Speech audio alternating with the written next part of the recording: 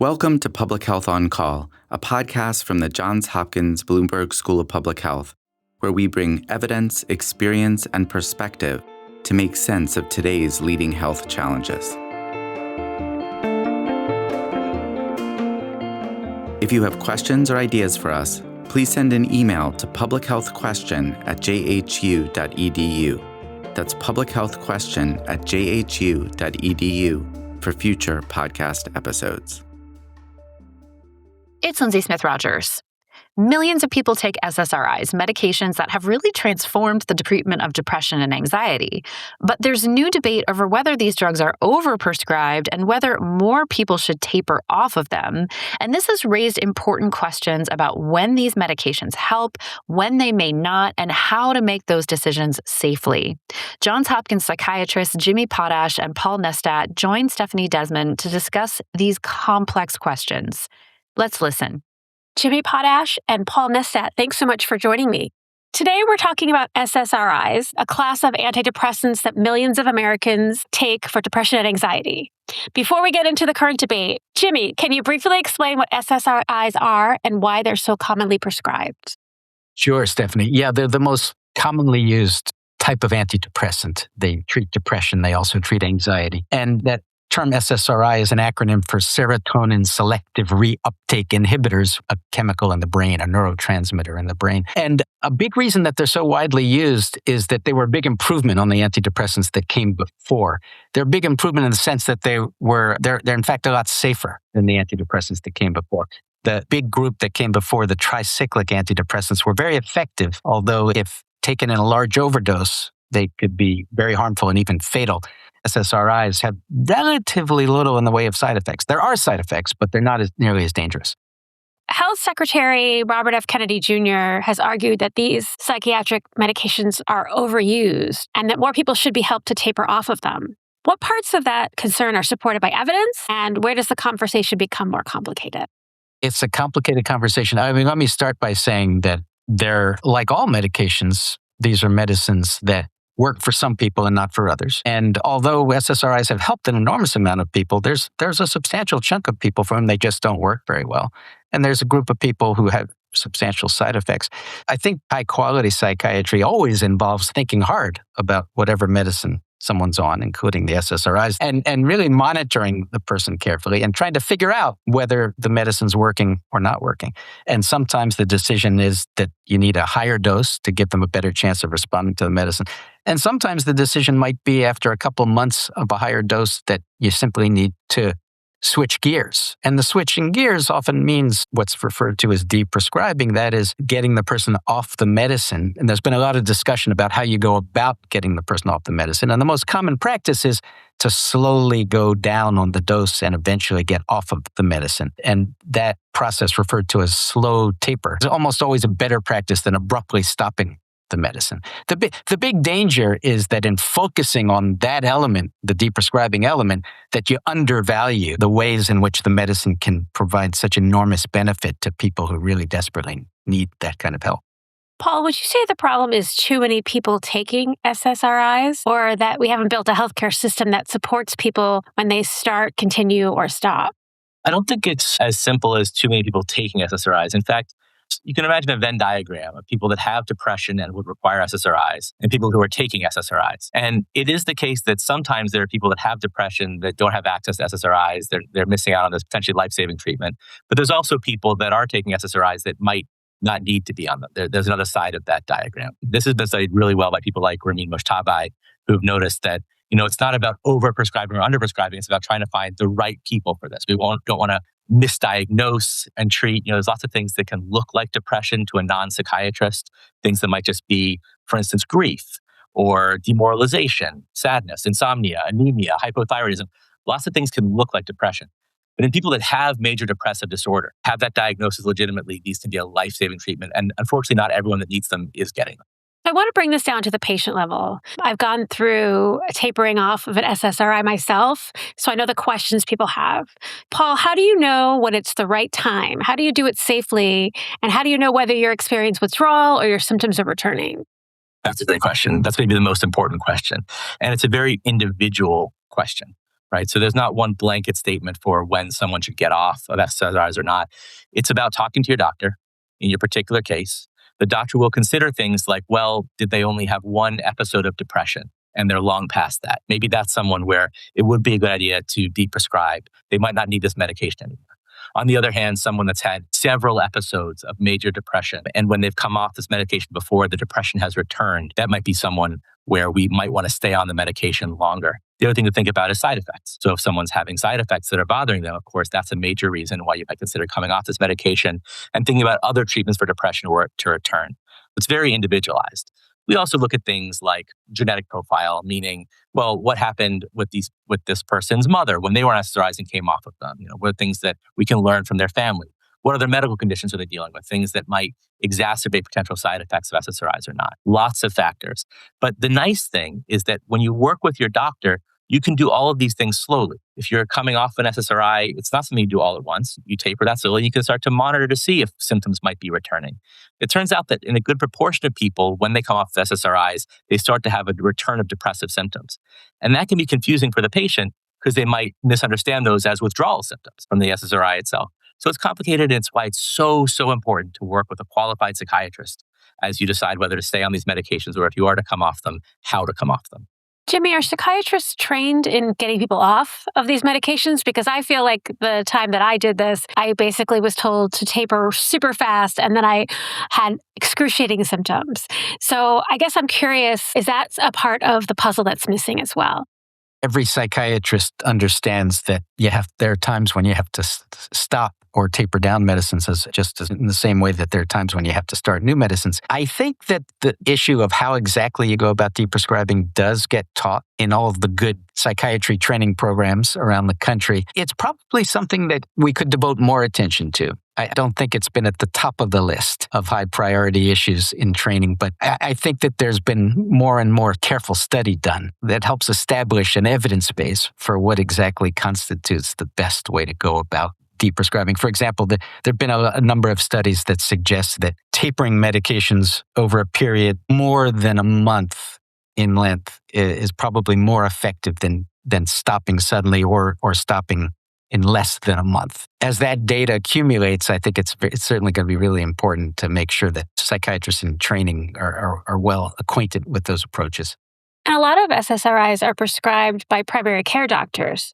Are they getting the information? Yeah, that's a big issue. That's a challenge. The truth is that actually it's about 3/4 of the antidepressants that are prescribed in America are prescribed by primary care doctors. Now, of course, primary care doctors are wonderful people and they do all sorts of great things. They're covering an awful wide range of issues when they're taking care of patients, and it's hard. You can't expect them to be expert at every one of the many areas. So typically, most primary care docs know something about SSRI prescribing, but there certainly is a need to improve the quality of mental health care and prescribing practices in primary care. And, one of the big approaches to doing that is this approach called the collaborative care model, which has gotten to be pretty widespread. We'd like it to be even more widely disseminated. It's a method where you have a master's level clinician embedded in primary care. In fact, not just one practice, but you have someone embedded in, say, for example, 10 practices in an area.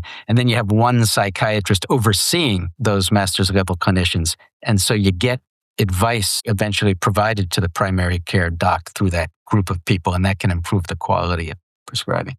Something that concerns me about the current conversation, the issue being raised again. I know we spent a lot of time trying to reduce the stigma around depression and anxiety and seeking treatment.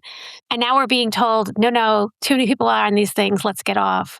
I'm curious sort of how we can have that conversation more thoughtfully without making people feel like they shouldn't be taking them if they benefit. Something that you mentioned that I think it's worth sort of underlining a little bit, we are being told. I think a lot of what we're being told, it matters who's telling us. And what's happening more and more in the current administration is that, high-ranking federal officials like RFK Jr. are presenting these medications as potentially dangerous, presenting them, as you said, as too many people are on them, we need to come off of them. And that matters because when public officials portray antidepressants as dangerous or inherently dangerous, they're not creating a medication-free world that they want to create. They create a world with more untreated depression, with more abrupt discontinuation because people are scared, more people reluctant to seek care after all of our work destigmatizing. We've already seen that frightening warnings like the SSRI black box warning can sharply reduce treatment and can coincide with increases in suicide-related indicators, increases in suicide itself in young people. So it's dangerous to come out with blanket statements that are about the general population and what meds they should or shouldn't be on, especially when it's coming from the government, right, which we trust. And so I think that's an important thing to point out. Scientifically, it's not responsible to say anything like everyone should be on an SSRI or nobody should. That's just not how medicine works in any of our specialties, right? Generally, these are effective, generally safe medications that can be life-saving for appropriately selected patients. They do require monitoring. They require periodic reassessment, sometimes thoughtful tapering when discontinuation is appropriate. But we don't want to take away a treatment by political decree. That's not deprescribing. That's sort of practicing medicine without knowing the patient, practicing medicine on a population. So I worry about that. This is a public health podcast. I just want to point that out. Who the messenger is matters. And I encourage people to listen to their doctor or to medical authorities more than they would to political appointees in general. Jimmy? Yeah, those are great points, Paul. There's a bit of a forest and tree sort of situation here where I think some of the conversation is very well intentioned and based on people's experience with particular situations. You know, my sister had this experience or I had that experience, and those are valid and real. They're one tree in a gargantuan forest. And again, from a public health perspective, we want to try to look at the big picture and understand overall what's the cost benefit ratio. And, and I think Paul said clearly overall, SSRIs are saving many, many, many lives. At the micro level, at the level of an individual patient, it's such an incredibly important piece of the puzzle here that doctors and patients, psychiatrists and patients need to be in close communication. They need to have conversations. They need to have regular visits and work through the particulars of that person's situation. Sweeping statements never work in psychiatry because people are so complex and people's lives are complex, and the number of issues affecting their situation always has lots and lots of nuance. So it's really, really important that there be a whole lot of communication. And there's long been a debate about the use of SSRIs. Am I right, Paul? I mean, this is not a new conversation. Right. Yeah. As with any medication, since the medications existed, we've been doing studies that look at risks versus benefits, who would benefits, what the potential adverse effects might be. It's a long, ongoing thing. I think maybe most famously, about 20 years ago, there was a black box warning applied to SSRIs. Black box warning is what the FDA uses as its most serious warning for a medication. It means that a prescriber should have a really in-depth conversation with their patient before starting them. This black box warning, which applied to young people being put on SSRIs, came from a series of, really looking back at some studies that had already been done and noticing that people that were on SSRIs were more likely to report suicidal thoughts than people that were not put on SSRIs, that put on placebo. Notably, they didn't have any increase in suicides themselves. It was just talking about having those thoughts. But that was worrisome, especially in young people. And so it led to this black box warning, which has been, as you said, a debate for a long time. There's been back and forth on whether that black box warning is really warranted. Does it cause more harm than good? I think there was a great study by John Mann and Gibbons that found that the addition of that black box warning led to less young people getting SSRIs and an increase in suicide in the populations that didn't get them. Whereas we know, epidemiologically, in areas where more SSRIs are prescribed, suicide rates go down compared to where they're not. We know that overall, they decrease the risk of suicide. And it's worth noting that suicide in this country is a major public health problem. It's the second leading cause of death for young people in the United States. It's a cause of death that's gone up dramatically over the last 20 years. And so it really demands our attention. And SSRIs are one tool in our toolbox, among many, that can be very effective for preventing suicide. And on a socioeconomic level, they're more accessible than others. We know things like cognitive behavioral therapy and other psychotherapies are very effective, but they're harder to attain. And there was a study last year in JAMA that found that the benefit of psychotherapy, of CBT in particular, is concentrated in young, wealthy, white, college-educated people that have private insurance. They can afford to take an hour off a week and do this important work. CBT is a therapy both Jamie and I use regularly with our patients, but not everyone can access it. SSRIs are very effective and much more accessible as long as insurance continues to pay for them. Jimmy, what is one thing you want listeners to take away from this conversation, understanding about SSRIs and tapering?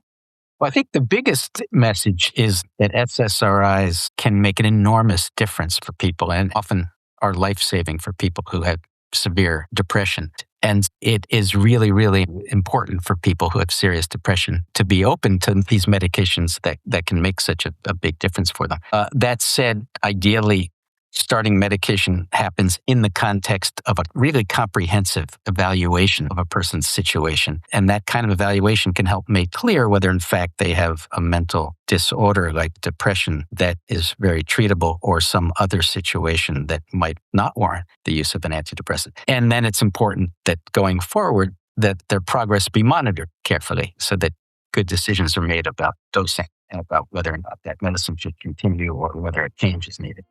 So the message I'm hearing is that no one should start or stop these medications based on the headlines. And these are conversations to have with your clinician, and they're conversations that deserve time and careful thought. Jimmy Potash and Paul Nestadt, thanks so much for joining me. Thanks for having us. Thank you, Stephanie. Public Health on Call is a podcast from the Johns Hopkins Bloomberg School of Public Health, produced by Joshua Sharfstein, Lindsay Smith-Rogers, Stephanie Desmond, and Rachel Walsh. Audio production by Michael Bonfils, Matthew Martin, and Philip Porter, with support from J.B. Arbogast, Spencer Greer, and Chip Hickey. Distribution and social media by Rachel Walsh, with support from Nick Moran and Brianna Iacobelli. Follow us on Instagram and Blue Sky at Public Health Pod for more public health takes and special content. If you have questions or ideas for us, please send an email to publichealthquestion@jhu.edu. That's publichealthquestion@jhu.edu for future podcast episodes. Thank you for listening.